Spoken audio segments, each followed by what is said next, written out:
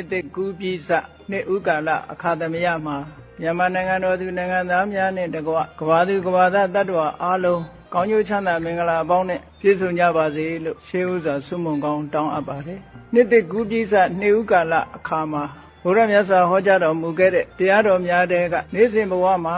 အစဉ်တပြေလိုက်နာကျင့်သုံးပြီးတော့ချမ်းသာဒုက္ခတွေရရှိဖို့ရန်အတွက်ဟောကြားထားတဲ့သုတ္တံများကိုရွေးချယ်ပြီးတော့ဒီကနေ့နေဥကာလဓမ္မလက်ဆောင်တရားကိုဟောကြားမှာဖြစ်ပါတယ်လောကရှိလူသားတွေအားလုံးဟာနှစ်ဟောင်းကုန်တိုင်းနှစ်ဟောင်းကုန်တိုင်းနှစ်သက်ကို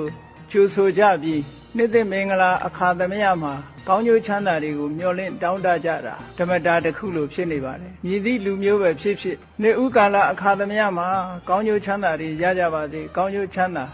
မင်္ဂလာအပေါင်းနဲ့ပြည့်စုံကြပါစေလို့တူဆုမွန်ကောင်းချွေပြီးတော့ရောက်ရှိလာမဲ့နှစ်သက်အခါသမယမှာစီဝါရေးပညာရေးလူမှုရေးမိမိတို့ဘဝနေထိုင်ရေးတွေအလုံးအဆင်တပြေဖြစ်ဖို့ရာအတွက်မျှော်လင့်ခြင်းကြီးစွာရှိကြပါတယ်လူသားတိုင်းအလုံးဟာတညီတည်းသောတစ်ခုတည်းသောဆန္ဒကတော့လူသားတွေဟာဒုက္ခကာမချမ်းသာခြင်းကြတယ်ဒုက္ခပฏิကူလာဆင်းရဲဒုက္ခကိုယွံမုန်းကြတယ်ချမ်းသာဖို့နိလန်းအမျိုးမျိုးကိုရှာကြံပြီးတော့ချမ်းသာဒုက္ခရရှိရေးအတွက်ကျိုးပန်းအားထုတ်နေကြတာဖြစ်ပါသို့တော်လည်းချမ်းသာဒုက္ခကိုဆိုင်ရာစစ်မှန်တဲ့အကြောင်းတရားကသာပေးနိုင်တာဖြစ်လို့အချို့သောအကြောင်းတရားများဟာချမ်းသာဒုက္ခကိုမပေးနိုင်ဘူး